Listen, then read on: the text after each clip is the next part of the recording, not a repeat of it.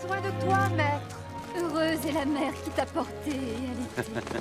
Heureux plutôt ceux qui écoutent la parole de Dieu et qui l'observent.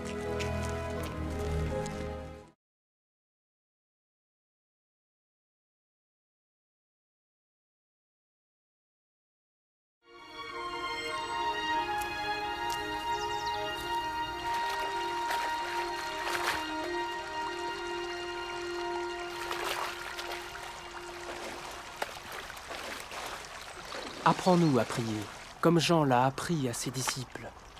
Quand vous priez, dites « Notre Père qui es aux cieux, que ton nom soit sanctifié, que ton règne vienne, que ta volonté soit faite sur la terre comme au ciel. Donne-nous chaque jour notre pain quotidien. Pardonne-nous nos offenses, comme nous pardonnons aussi à ceux qui nous ont offensés. Protège-nous contre la tentation et délivre-nous du mal. »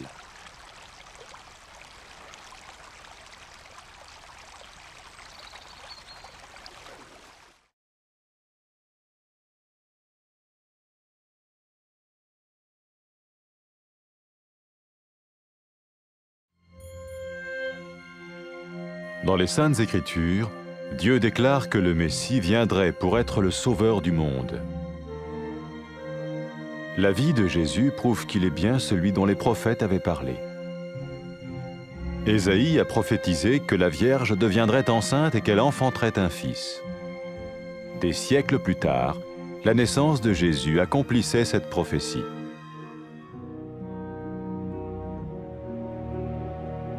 Les Saintes Écritures déclaraient que le saint à naître serait appelé le Fils de Dieu. Cela signifiait que Jésus serait le Fils de Dieu au sens spirituel et non au sens physique. Nous le voyons par sa manière de vivre. Il a guéri des malades, il a pardonné leurs péchés, les a ramenés à Dieu et leur a promis une place dans le royaume éternel de Dieu. Il s'est offert lui-même en sacrifice pour le péché à leur place. Puis il est revenu à la vie, victorieux sur la mort selon le plan de Dieu. Jésus a dit « Personne ne me prend la vie, mais je la donne de ma propre volonté. » La vie de Jésus n'a pas seulement accompli les écrits des prophètes, mais elle a aussi confirmé la vérité de la sainte parole de Dieu. Les prophètes avaient écrit « Ta parole, ô mon Dieu, est parfaite, elle dure à toujours. » Jésus lui-même a dit « Le ciel et la terre disparaîtront, tandis que mes paroles ne disparaîtront jamais. » Jésus est venu pour nous donner la vie dans toute sa plénitude. Et quand l'homme a désobéi à Dieu dans le jardin d'Éden, il a choisi sa propre voie et ses actions l'ont séparé du Créateur.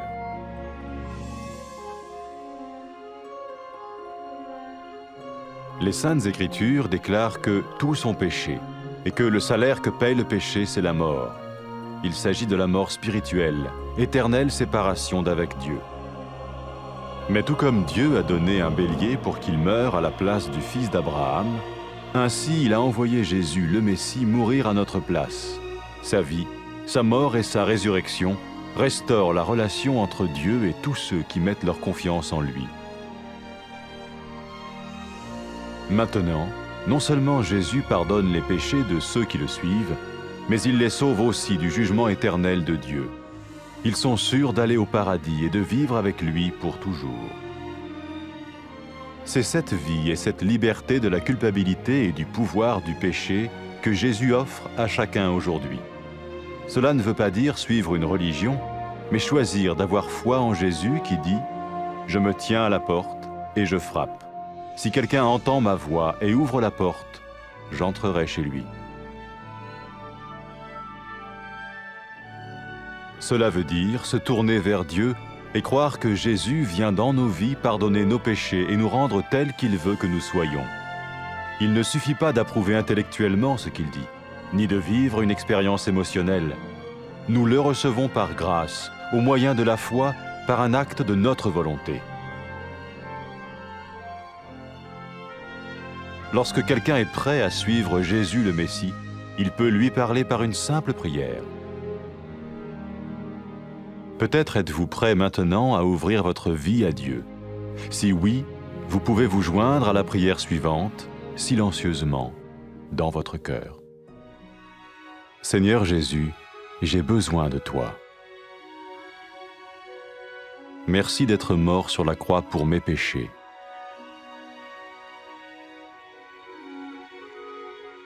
Je confesse mes péchés et je m'en repens.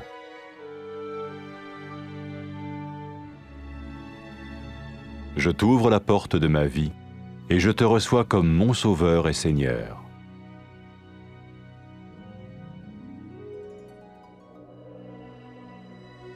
Merci de me pardonner mes péchés et de me donner la vie éternelle.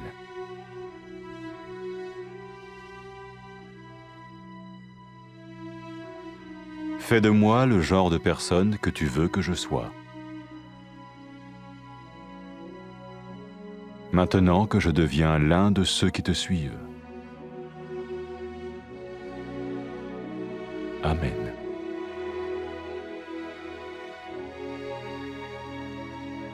Jésus a dit à propos de ses disciples, « Mes brebis écoutent ma voix, je les connais et elles me suivent. » Pour expérimenter la vie en abondance promise par Jésus, ceux qui le suivent parlent à Dieu chaque jour dans la prière et lisent ou écoutent sa parole. Ils parlent de lui à d'autres personnes et rencontrent régulièrement ceux qui l'aiment et le suivent. N'oubliez pas sa merveilleuse promesse. Tout pouvoir m'a été donné dans le ciel et sur la terre. Et sachez-le, je vais être avec vous tous les jours, jusqu'à la fin du monde.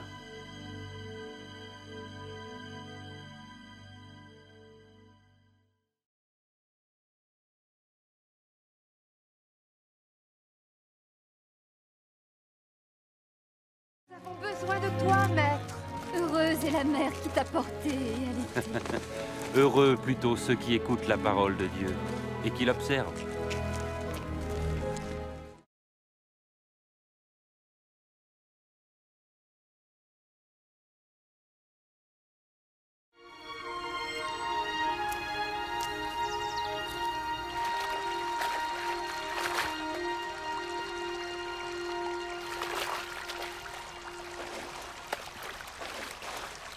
Apprends-nous à prier, comme Jean l'a appris à ses disciples.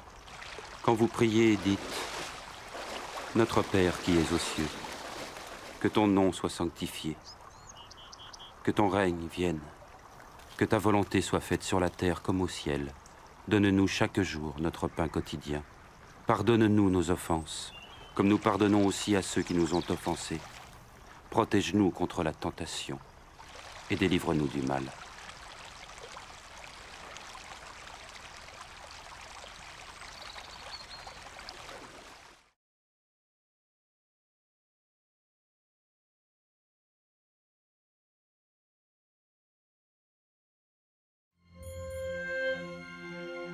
Dans les Saintes Écritures, Dieu déclare que le Messie viendrait pour être le Sauveur du monde. La vie de Jésus prouve qu'il est bien celui dont les prophètes avaient parlé. Ésaïe a prophétisé que la Vierge deviendrait enceinte et qu'elle enfanterait un fils. Des siècles plus tard, la naissance de Jésus accomplissait cette prophétie.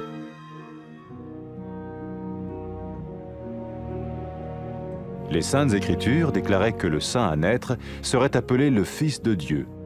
Cela signifiait que Jésus serait le Fils de Dieu au sens spirituel et non au sens physique. Nous le voyons par sa manière de vivre. Il a guéri des malades, il a pardonné leurs péchés, les a ramenés à Dieu et leur a promis une place dans le royaume éternel de Dieu. Il s'est offert lui-même en sacrifice pour le péché à leur place. Puis il est revenu à la vie, victorieux sur la mort selon le plan de Dieu. Jésus a dit « Personne ne me prend la vie, mais je la donne de ma propre volonté. » La vie de Jésus n'a pas seulement accompli les écrits des prophètes, mais elle a aussi confirmé la vérité de la sainte parole de Dieu. Les prophètes avaient écrit « Ta parole, ô mon Dieu, est parfaite, elle dure à toujours. » Jésus lui-même a dit « Le ciel et la terre disparaîtront, tandis que mes paroles ne disparaîtront jamais. » Jésus est venu pour nous donner la vie dans toute sa plénitude. Et quand l'homme a désobéi à Dieu dans le jardin d'Éden, il a choisi sa propre voie et ses actions l'ont séparé du Créateur.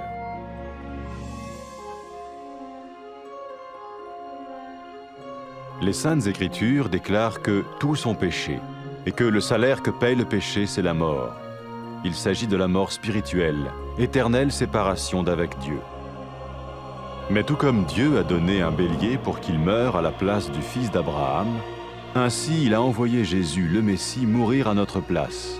Sa vie, sa mort et sa résurrection restaurent la relation entre Dieu et tous ceux qui mettent leur confiance en lui. Maintenant, non seulement Jésus pardonne les péchés de ceux qui le suivent, mais il les sauve aussi du jugement éternel de Dieu.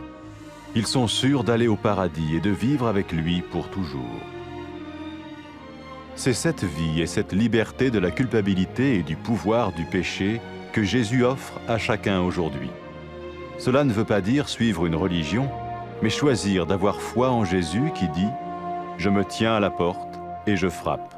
Si quelqu'un entend ma voix et ouvre la porte, j'entrerai chez lui. » Cela veut dire se tourner vers Dieu et croire que Jésus vient dans nos vies pardonner nos péchés et nous rendre tels qu'il veut que nous soyons. Il ne suffit pas d'approuver intellectuellement ce qu'il dit, ni de vivre une expérience émotionnelle. Nous le recevons par grâce, au moyen de la foi, par un acte de notre volonté.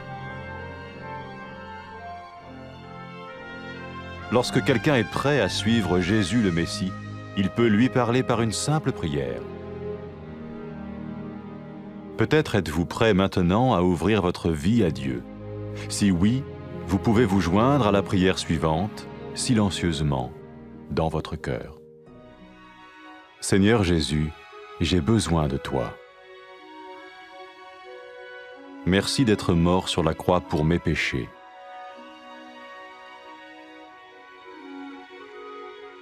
Je confesse mes péchés et je m'en repens.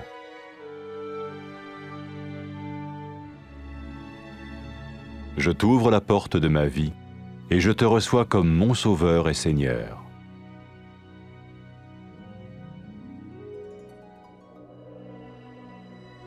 Merci de me pardonner mes péchés et de me donner la vie éternelle.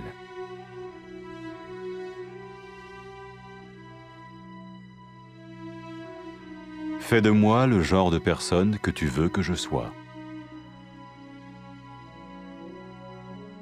Maintenant que je deviens l'un de ceux qui te suivent.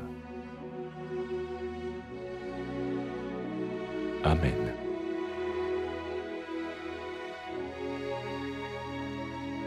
Jésus a dit à propos de ses disciples, « Mes brebis écoutent ma voix, je les connais et elles me suivent. » Pour expérimenter la vie en abondance promise par Jésus, ceux qui le suivent parlent à Dieu chaque jour dans la prière et lisent ou écoutent sa parole. Ils parlent de lui à d'autres personnes et rencontrent régulièrement ceux qui l'aiment et le suivent.